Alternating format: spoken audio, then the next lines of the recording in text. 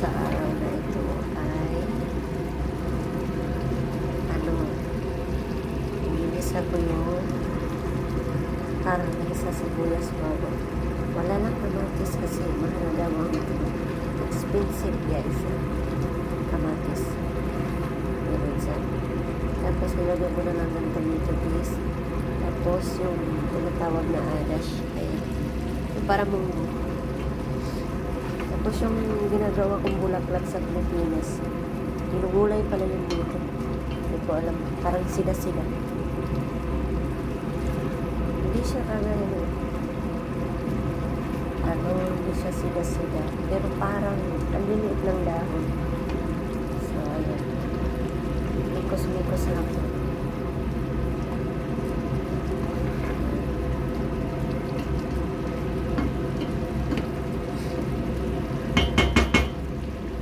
Tawag dito ay idam. Lahat na lang po. Tapos ginisa ko yung karami. Tapos lagyan ng parang munggo. Tapos yung gulay na parang sida-sida. Ayun. Yun ang lunch ng aking tatay. So, yan lang guys. Thank you for watching. Follow for more.